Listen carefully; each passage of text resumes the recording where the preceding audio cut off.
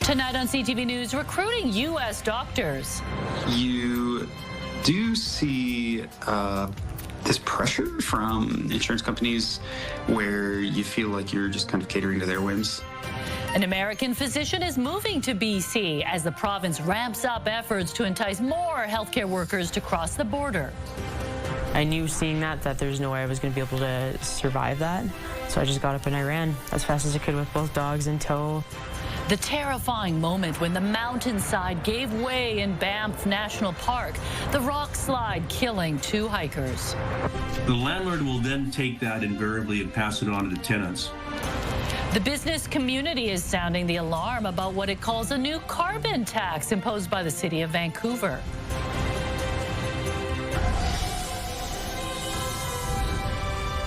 This is CTV News with me, Jung Lee.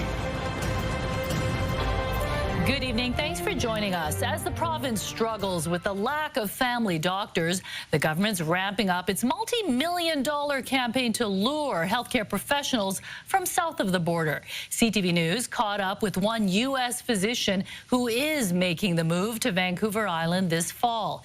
Here's Michelle Bernaro with more on the reasons behind the doctor's decision. Dr. Mathana Jacob has been working as a family physician in Colorado for 6 years now, but by November he will be practicing medicine in Colwood. Finally visited just this past weekend and we absolutely fell in love with it.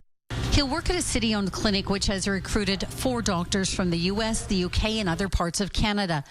Dr. Jacob, who spent part of his childhood in Canada and already has Canadian citizenship, heard about the new island clinic while attending a medical conference in Vancouver last year and was ready for change. You do see this pressure from insurance companies where you feel like you're just kind of catering to their whims, and those whims change every 6 months, and it could be extremely frustrating because you know what you want to do for the patient. The province is hoping more U.S. doctors and other healthcare providers feel the same way and recently began a $5 million recruitment campaign running ads in Washington State, Oregon, and parts of California. This week, a branded coffee truck was giving out free coffee in Seattle.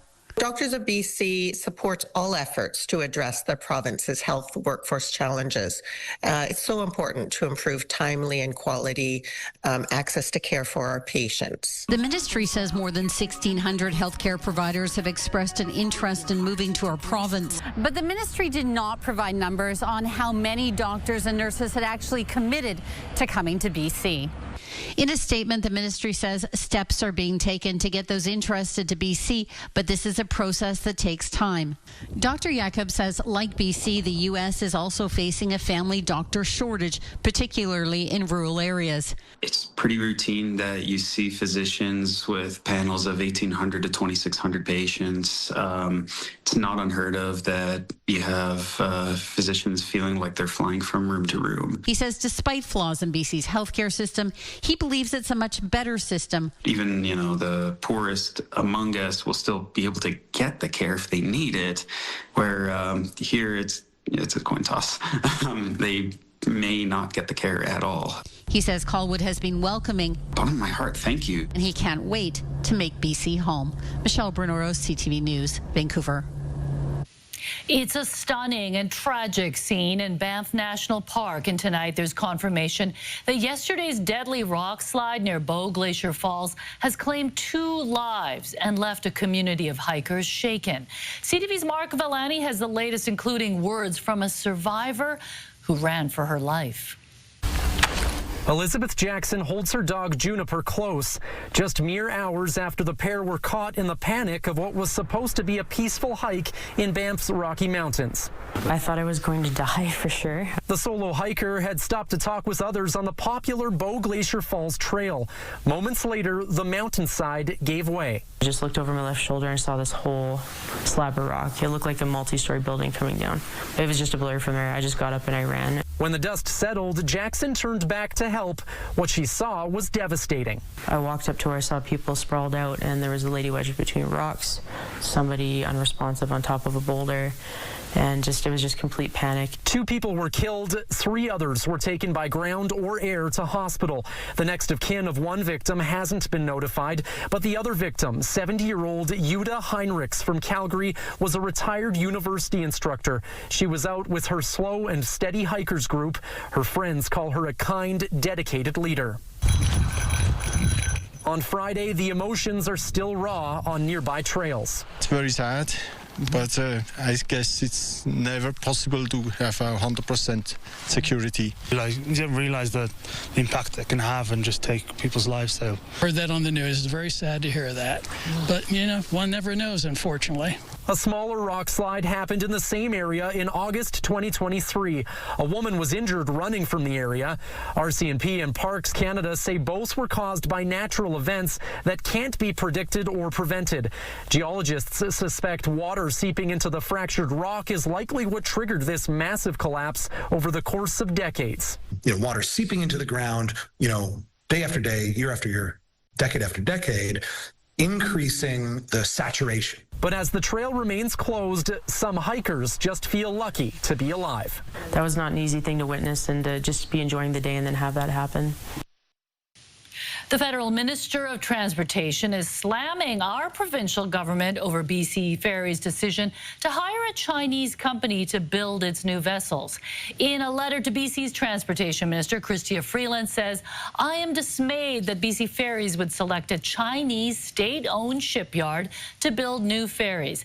I ask that you verify and confirm with utmost certainty that no federal funding will be diverted to support the acquisition of these new ferries." Freeland points to China's recent tariffs on Canada as a reason for her disappointment in the decision.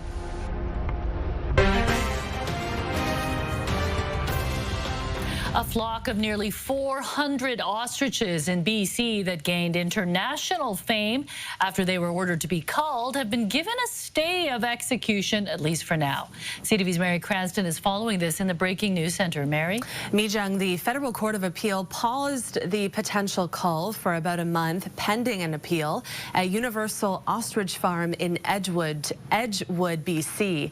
The Canadian Food Inspection Agency ordered to cull the herd after avian flu cases were confirmed. The farm's owners have argued the animals have developed herd immunity against the infection and are valuable to science. Protesters have been camping out on the property to prevent the killing of the birds, and animal activists have been speaking out, calling the cull a government overreach. The cull would also put the ostrich farm, the largest one in Canada, out of business. Mijung. Okay, thanks for this update, Mary. The Vancouver police are on the defensive tonight, responding to an anonymous complaint alleging the force adheres to arrest quotas on the downtown east side. As CTV's Isabella Zaffarisi explains, the VPD denies that's happening and it's doubling down on its policing approach in the neighborhood. It all started with this email. Someone claiming to be a VPD officer writing they're disgusted by the politically motivated crackdown, referring to Task Force Barrage, an initiative aimed at combating organized crime and street disorder on the downtown east side. It is a prohibited weapon. The letter, sent to the Office of the Police Complaint Commissioner in March, alleges VPD officers are expected to make daily arrest quotas. I was always taught I had discretion. I don't think this is legal or right. After a review of the referenced email and an analysis of VPD policies, training materials, and searching historical complaint records for any similar allegation or research report, it's clear that the VPD does not set open or hidden quotas. At Thursday's police board meeting, the VPD produced its own report into the complaint. The department refutes the claim, saying it doesn't have quotas, but officers do adhere to performance measures. And there's a distinct and important difference between the two. Performance measures are aspirational goals that reflect police outputs. The biggest performance measure is crime. So crime's falling, and we're measuring the success of Barrage and the investment in it by one, you can go visibly look at the streets down there. They're much better. Optics are one thing, but Barrage can't seem to skirt controversy. One of its architects, Vancouver Mayor Ken Sim, has faced questions as to how the $5 million plan was approved. Turns out he failed to include the police board. There was a miscommunication and perhaps some missteps with regards to process. Only 4 months in, the VPD say barrage is making a difference. We're wanting to deal with quick wins, disrupt the violence that's going on down there, and restore the sense of safety in that neighborhood. And that's what we've done. Despite its detractors, the VPD says it won't be ramping down work anytime soon. Isabella Zavarisi, CTV News, Vancouver. A Chilliwack man has been sentenced to life in prison with no chance of parole for 12 years in the December 2022 murder of a 64-year-old man in his Mission home. Homicide investigators say Matthew Bauer received his sentence yesterday. In February, a jury convicted Bauer of the second-degree murder of Holbert II. II was found with stab wounds and died at the scene. Years later, and a motive still remains unclear, with officials calling it a senseless and unprovoked attack. The BC government has announced more funding for police in hopes of arresting more repeat violent offenders. However, as CTV's Ben Nesbitt reports, critics say until bail laws are changed, the problem will still loom. Violent acts like these by repeat offenders are what the province is trying to eliminate. Every day, our police see the devastating impact these crimes have on innocent individuals. Public Safety Minister Gary Begg announced another $6 million Friday for the Special Investigation and Targeted Enforcement Program. It's aimed at helping police crack down on violent repeat offenders. He says the program, which launched as a pilot in 2023, has led to substantial seizures of weapons, drugs, and stolen goods. It's facilitated 5,400 investigations of individuals, with our police recommending 2,600 charges to Crown Counsel.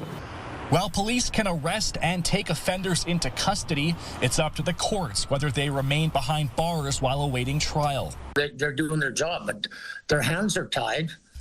Aaron Dunn's daughter, Tori, was murdered in Surrey last year. Her accused killer has a long criminal history and was out on bail for another violent offense at the time.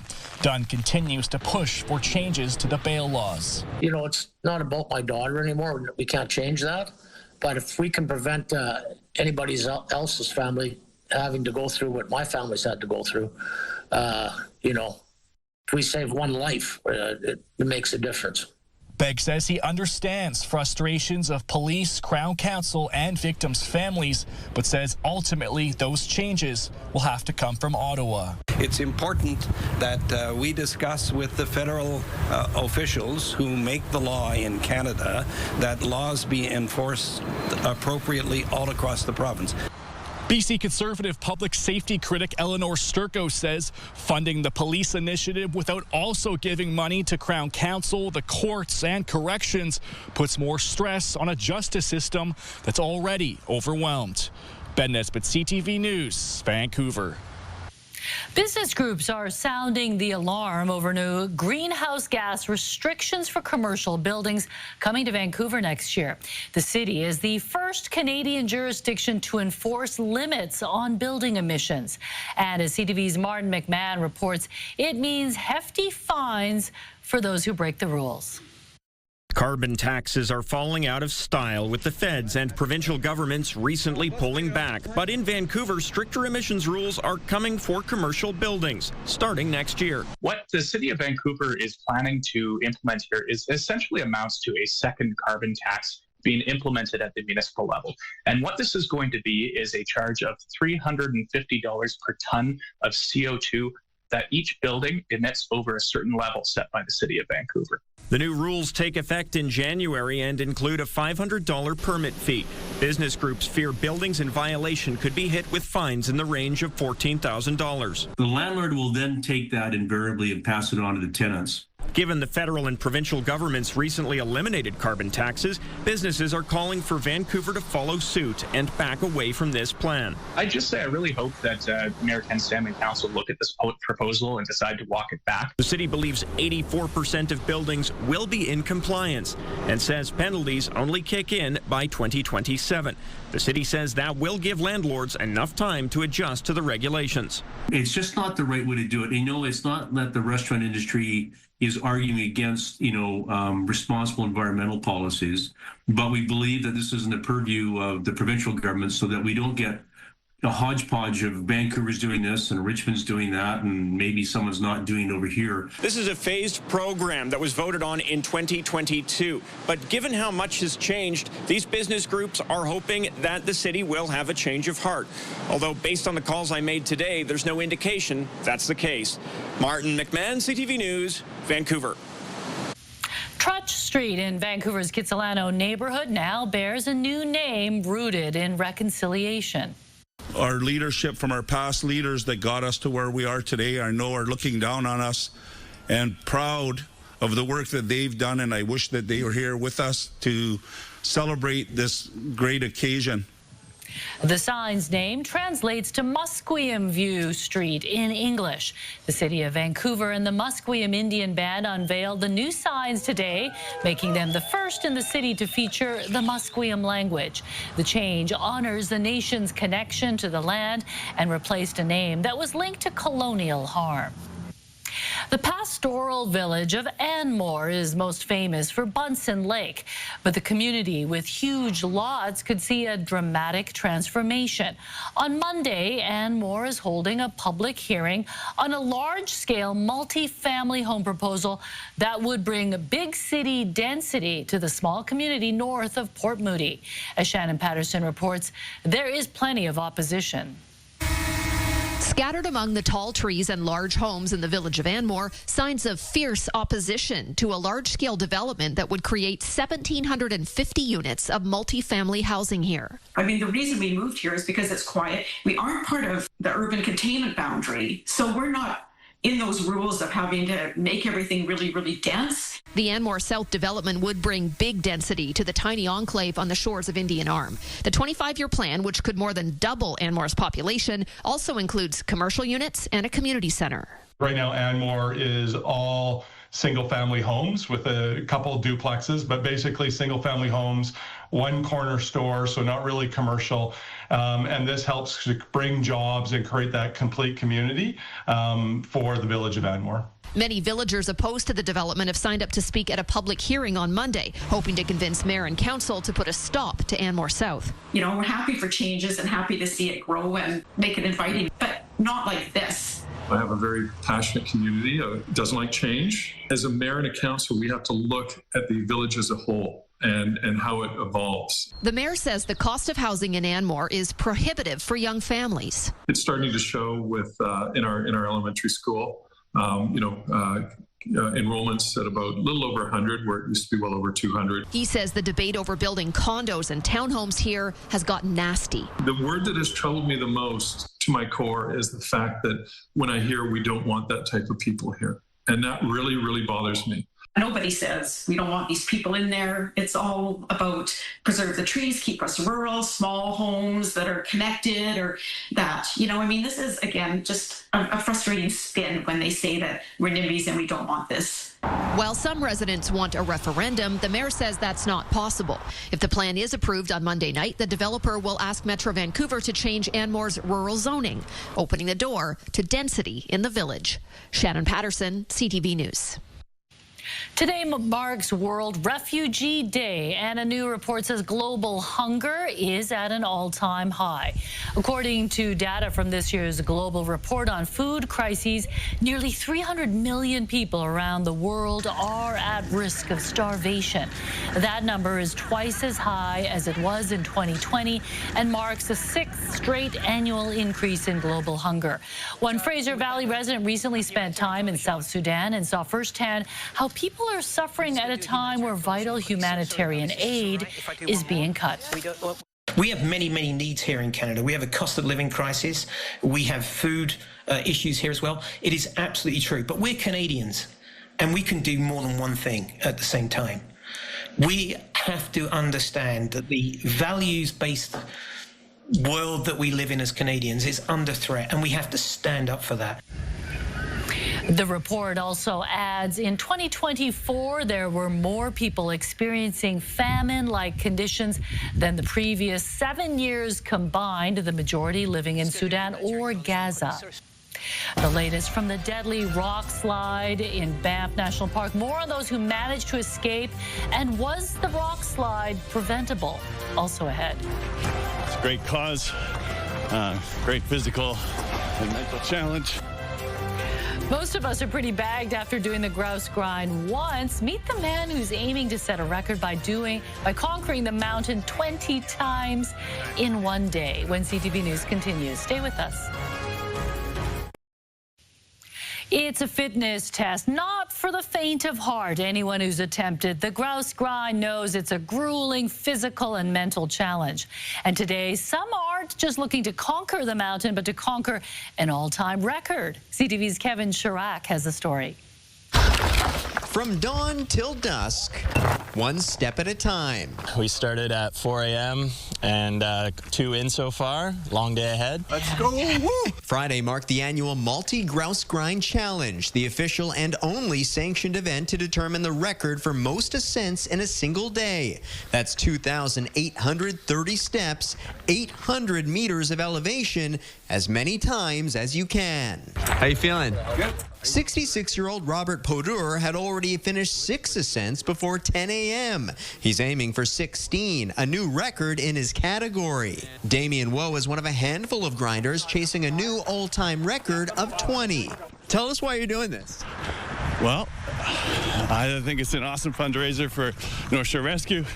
It's a great cause, great physical and mental challenge. The sold-out event supports North Shore Search and Rescue. We've been raising funds since 2023 for North Shore Rescue, and we've raised over $100,000 so far. Do you have a goal or? Everest. Yeah. What does that mean? How many? 8,848 meters. Translation, 11 grouse grinds. Some going shirtless and shoeless. This man dressed as Barney, also barefoot. Does it hurt?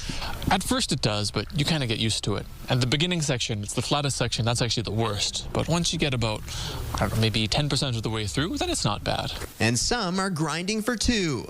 This is Freya. She's just turned 6 months, so she's been coming on the grind the past couple months with me. Loves it, takes a good nap.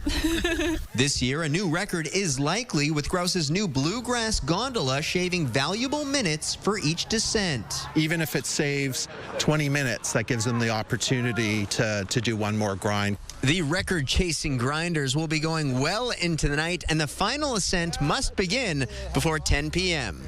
Kevin Chirac, CTV News, North Vancouver. And the weird thing is they actually look like they're having fun. I know, because I've done it 1 1/4 times, and it wasn't fun. What do you mean 1 1/4? I went down after the quarter mark the second time because it was so bad. I forgot how bad it was. That quarter sign is actually really depressing. Right? Yeah, because the first quarter is hard. So I just went down and had a Frappuccino. But kudos to them. That is quite an accomplishment. They're still at it. Yeah. So they're going to go right into the evening. And I hope he can make the 20-time marker. Hope so too. And for a great cause as well. So, and today's the perfect day to do it. On the cool side, we saw some rain earlier on. Here's a look at temperatures. 14 at the harbor and in Burnaby and in North Vancouver. 12 degrees only, and in Surrey and Chilliwack, you're looking at 15 degrees right now in Abbotsford. As we head through the overnight, we will see periods of rain, 10 to 20 millimeters expected. We need it. And into tomorrow morning, we'll start off with some rain, but it dries up through the afternoon, clearing up tomorrow night. CTV weather brought to you by Expedia Cruises. Explore the endless possibilities at one of our 36 BC locations. Learn more at expediacruises.ca. And yeah, that's all the rain we're going to get for the next 7 days. So enjoy it. You don't have to water your garden. I've got your full forecast coming up. Yeah, that is a nice break from doing that. Okay, thanks, Sam. 4 years after being heavily damaged in a storm, more of the historic Othello tunnels in Hope will soon be open to the public again. And a wild weather day in Saskatchewan. 8 tornadoes hit the province. The images captured by storm chasers coming up. Some spectacular images coming out of Hawaii, where the Kilauea volcano continues to erupt. It began spewing fountains of molten lava 300 meters into the air overnight. The eruption is happening in a closed area of Hawaii's Volcanoes National Park, and at this point poses no threat to any populated areas. Kilauea is one of the most active volcanoes on the planet and has been erupting intermittently since December. The 2 victims of the Bow Glacier rockslide were not the only ones hiking in the area at the time of the incident.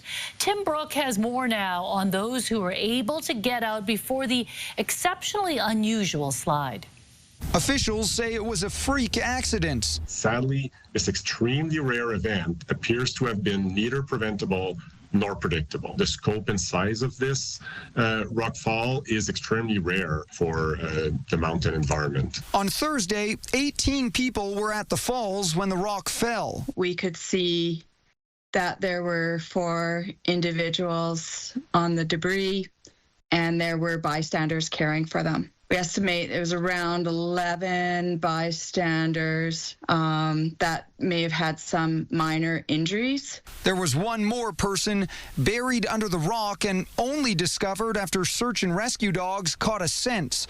By Friday morning, the military moved in. 5 a.m., Canada Task Force 2 began infrared drone flights through their partners in the Calgary Police Service, followed by investigative action at the site with a Xistios thermal imaging camera. Visitor safety specialists recovered the remaining deceased individual from the site. 3 others were taken out by air and ground ambulance and are, as of the last update, in hospital in stable condition. The extent of their injuries is unknown.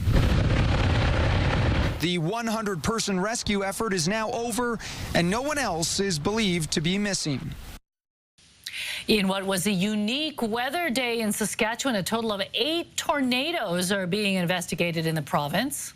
It's something we've seen before, and I'm sure we'll see again. To have 8 in one day is quite a memorable event, a substantial event. In terms of is this going to become more common or not in the future, it's a little hard to say. Tornadoes were reported southeast of Saskatoon and all the way towards the U.S. border. The last time Saskatchewan saw this much activity was in 2018 when 6 touched down. Saskatchewan typically averages 15 tornado events a year. We know security was tight at the G7 summit. There was another level of protection that was key. Who was working to keep wildlife away from the world leaders? Also ahead. We're inspired by the natural surroundings of the North Shore Mountains and the Burrard Inlet. An update on the amphitheater being built at the PNE. A free-span wood roof is taking shape, one of the largest in the world. When the venue will be open, that's ahead.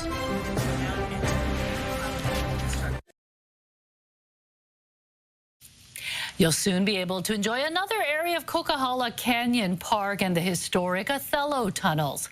Starting June 27th, just a week from today, the northern portion of the park will reopen to the public, including 3 of the 5 Othello tunnels. Restoration has been ongoing since November 2021, when the park was heavily damaged when atmospheric rivers hit the region. The whole park is expected to be completed by the time the park reopens next spring. Some of the final pieces of the PNE's new landmark amphitheater's roof were installed today to celebrate the 1-year countdown to its official opening. We're going to see the beginnings of something that, like I said, is truly world-class, and we're going to see world-class performances being held here. The new concert venue saw some of the final pieces of its free-span wood roof being installed today. The city was also on hand to announce the Indigenous artists representing each of the 3 local First Nations selected to create exciting new art pieces for the venue. The amphitheater is expected to be completed in time for next year's FIFA World Cup Fan Festival. The eyes of the world were on Alberta last week with the G7 summit in Kananaskis, but working behind the scenes was a team from southern Alberta, keeping the wildlife at bay. Quinn Keenan tells us more.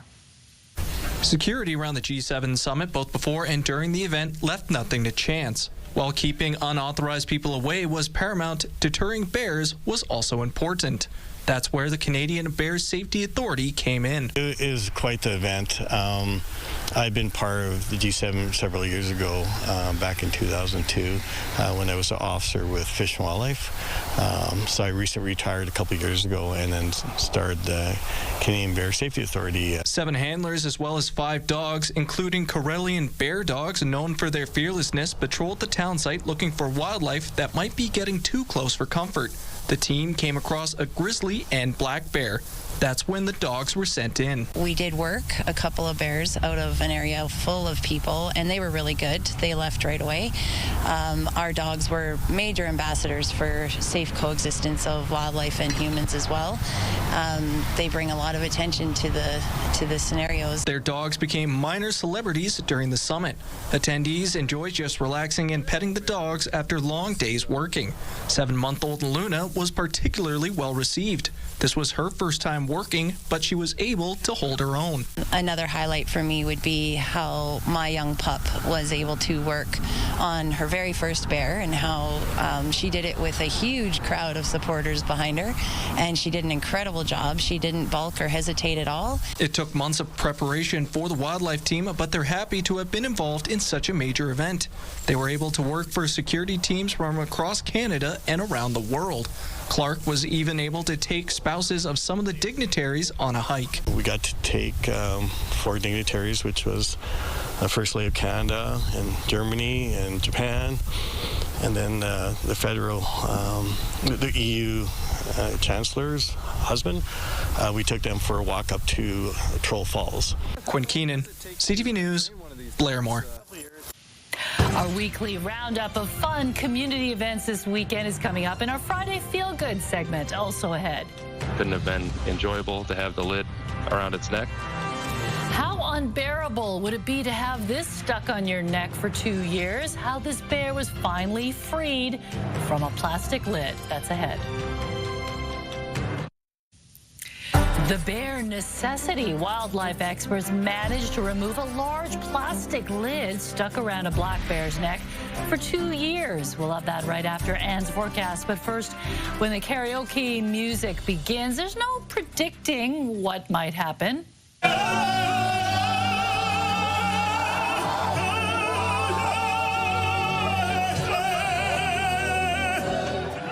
Timothy Richards performs on occasion with the Estonian National Opera. He crushes Nessun Dorma, one of the most famous arias in the world, famously performed by Pavarotti, and the guys in the bar just lose their minds.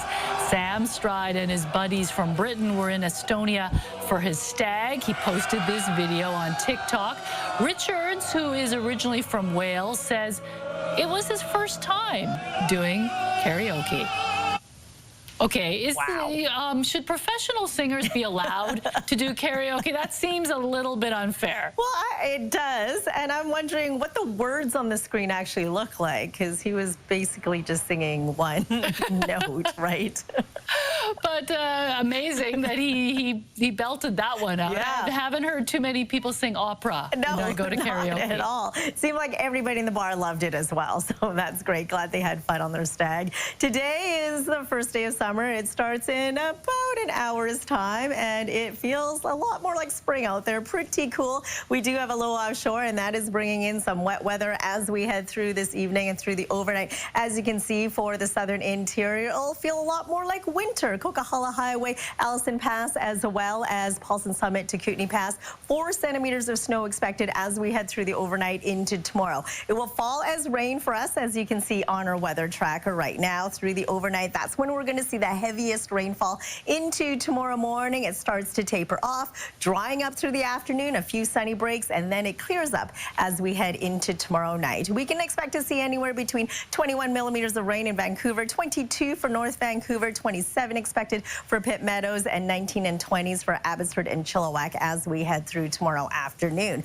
A mix of sun and cloud for the central interior, but for the southern interior, you can see upwards of 40 millimeters of rain. Your provincial forecast at the bottom of your screen. Cloudy for Port Hardy tomorrow with a high of 18 degrees. Sunny breaks for Campbell River and Comox with a high of 20. For the South Island, a few breaks for Tofino and Port Alberni. Nanaimo right down to Victoria. You'll start off with some rain. Clears up through the afternoon. Temperatures in the low 20s. For the Sunshine Coast, 18 degrees under a mix of sun and clouds. Soggy up the Sea to Sky Highway. Periods of rain for Squamish at 17. Showers for Whistler at 19. And for us across the Lower Mainland, it'll be a wet start, but it dries up through the afternoon with a high of 17 degrees. Into Sunday, a mix of sun and cloud. That's what we can expect for Monday. It heats up on Tuesday. We'll see 22 degrees near the water, 27 degrees inland. Wednesday, we're back to seasonal temperatures under a mix of sun and cloud. It does cloud over on Thursday, 19 degrees. And then on Friday, we'll start off cloudy. Clears up through the afternoon with a high of 20. CTV weather brought to you by Expedia Cruises for air, land, and sea vacations. So quite a start to summer, that's for sure. Some snow in the mountain passes, rain for us.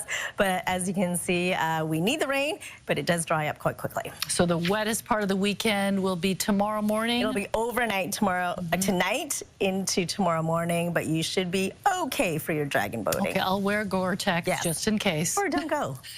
No, I gotta go, Yes, rain you or do. shine. Okay, thanks, Ann. A black bear is feeling a weight off its shoulders after being freed from a plastic lid stuck around its neck for 2 years. NBC's Mark Scollett shares what it took to free the animal from its unbearable situation. We have a very robust bear population in Michigan. And because of that, it's not that uncommon to catch a glimpse of a black bear around these here parts. This really was the result of local landowners having trail cameras out. Bears, not that unusual, but this image caught on a Montmorency trail camera stood out. 2 years ago, there was a cub bear. This bear has a cub that ended up getting its head stuck in a blue 55-gallon plastic drum lid. And when the property owners saw it, they spoke up. They alerted local wildlife staff, and it started a kind of a hunt for it over the next 2 years. For 2 years, the bear lived its life with that blue lid wrapped tightly around its growing neck. Couldn't have been enjoyable to have the lid around its neck. For 2 years, sporadically, someone would report seeing the bear. We were kind of behind the bear the whole time. Until this spring, a quick call from an alert property owner. They alerted us right away. And a quick response by the DNR. We were able to catch the bear pretty much right away after the trap was set. Caught and then finally freed from that darn lid. I think one of the wildlife technicians had ran to Home Depot that morning and got all sorts of bolt cutters and other tools to make sure that we had everything we needed to be able to get that lid off. The bear checked out pretty healthy. Certainly had some pretty significant scarring, had an abscess as well that appeared to be caused by the lid. Having spent enough of its life with something around its neck and due to its injuries, no tracking collar for this bear. It was outfitted with an ear tag, so if it shows up on trail camera anywhere else, we'll be able to, kind of keep tabs on it that way. Dragon boats, Greek Day, and Scott Fest still ahead tonight. The Friday Feel Goods. A look ahead to some fun things to check out this weekend. Plus, inspiring pup. Adam finds out the story behind a dog who's refusing to be defined by disability. Coming up on the Sawatsky Sign Off. Right now, here's a preview of CTV Morning Live. Could a loosening of restrictions make air travel more affordable? Monday on CTV Morning Live, what the Competition Bureau is saying about foreign ownership that could create more competition among domestic airlines. Plus, celebrating the 78th Steveston Salmon Festival and a look ahead to Canada Day. Carrie's back on Monday. We'll see you in the morning. News, weather, and traffic. It's everything you need. CTV Morning Live. Weekdays 6 to 9.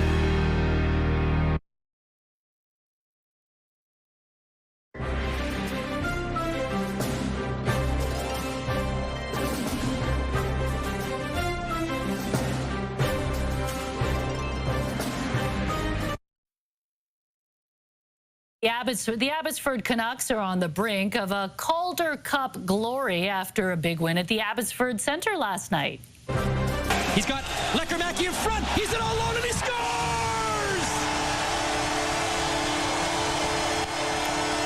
Abbotsford skated to a 3-2 victory in Game 4 of the Calder Cup Finals in front of thousands of cheering fans. They take a commanding 3-1 series lead heading into Game 5 tomorrow night at the Abbotsford Centre. The Calder Cup will be in the building as the Canucks try to seal the deal on home ice. So exciting. That would be great. My husband and son went to a game last week, and they had a blast. Yeah. It was worth driving all the way out to Abbotsford. They're for Canucks. Exactly. Go Canucks. The atmosphere seems really great. Yeah, they had a lot of fun. Okay, it's time for Friday Feel Goods, a weekly roundup of unique events happening in Metro Vancouver. Here are 3 things worth checking out.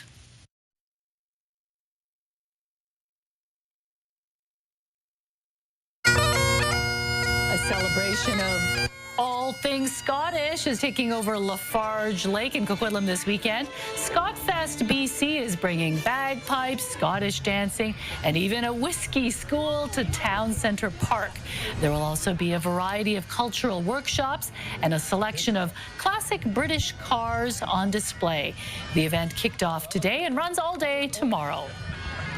And North America's biggest dragon boat celebration will make a splash this weekend. The Dragon Boat Festival returns to Vancouver for its 37th year, taking over Concord Pacific Place tonight through Sunday. Hundreds of thousands of spectators are expected to take in the action, from thrilling races on the water to live music, food trucks, and vendors. That's always really festive. It is. You can practically walk over there for and sure, watch and I it. always eat at the food trucks. Yes. It's absolutely delicious. Also delicious, a Greek Day on Broadway returns to Vancouver this Sunday. Festival goers will head to the streets of Kitsilano to celebrate Greek culture, live music, and of course, yummy food. Organizers say they're going bigger and bolder this year to mark the 51st anniversary of the event. Sounds delicious. Love Greek food. Yeah, me too. And Sunday the weather will be better, Yes, right? way better. Okay. Well, if you have any events you'd like us to highlight, email your tips to ctvfeelgoods@ctv.ca. We'll get to the Sawatsky sign-off in just a minute. First, Mary's here with a look ahead to your late news. Mi Jung, another Friday Feel Good for you. Downtown Vancouver is bustling as the 40th Annual Jazz Festival has kicked off in the city.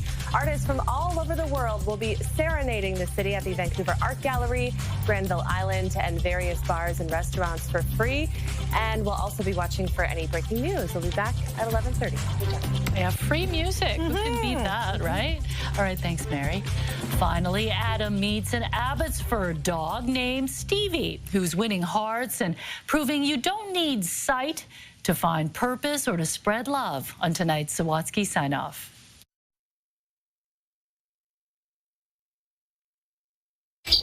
When Chris Strickland first met Stevie at a barbecue fundraiser for an animal rescue group, he could see that she couldn't. The initial reaction is always, oh, like, so sad. They always feel so bad. Stevie had been dropped off at the rescue because of her eyes, so Chris and his fiancée Jen decided to foster the puppy until he could find a forever home. Super sweet, very affectionate, just wanted to be loved. Turns out Stevie was suffering from a disease that made her blind since birth, caused pain ever since, and could only be remedied by removing both eyes. It was a long process, obviously, to kind of go through that. So Chris and Jen committed to care for Stevie during her months-long recovery from surgery, while the rescue worked to rehome her. We grew way too attached. As you can see, it's not hard. The couple's other dogs had fallen in love with Stevie too, so they decided to adopt her. We don't let her disability define her. We wanted her to explore, discover. We didn't want to hold her back. Not that they could have, if they tried. All of our other pack members were middle-aged, and all of a sudden we had a young puppy. A can-do kind of canine, who confidently figured out how to do all sorts of active things on her own, from charting her own path on hikes to becoming a passionate paddleboarder. She is so full of life. And so full of compassion, too, that Stevie also volunteers as a therapy dog for people overwhelmed working in hospitals and businesses. She cuddles them much like she's cuddling me right now. You kind of see the tension and the stress just melt away. And after Chris inevitably shares Stevie's story, they're left unquestionably inspired, like he and Jen were. Taught both of us not to have a disability kind of define you, that you can overcome adversity. And that even if you lose your sight, you can still gain the vision to live your life to the fullest. Adam Sawatsky, CTV News, Abbotsford. Oh, what a cutie. Yeah, sweet Stevie. Now, even though Stevie's blind, she can still run around. She's living her best life. Yeah, when we had Nitro before he passed away, he was blind and deaf, and he was still walking off leash. Their nose knows. So that's their biggest Their sense. senses are heightened. Yeah, but pretty amazing. Yeah, great inspiration. All right, let's take a look at our scenic snapshot for this Friday. A great photo of an eagle in the Cowichan Valley. Thanks, Sheila, for sending this gorgeous shot in. Very patient photographer. And if you'd like to see in your scenic snapshot, email us at scenicsnapshot@ctv.ca. That's amazing. And the Cowichan Valley, so beautiful. Gorgeous. Can't beat that. All right, thanks for joining us. Mary will be back with CTV News at 11:30. Have a great evening.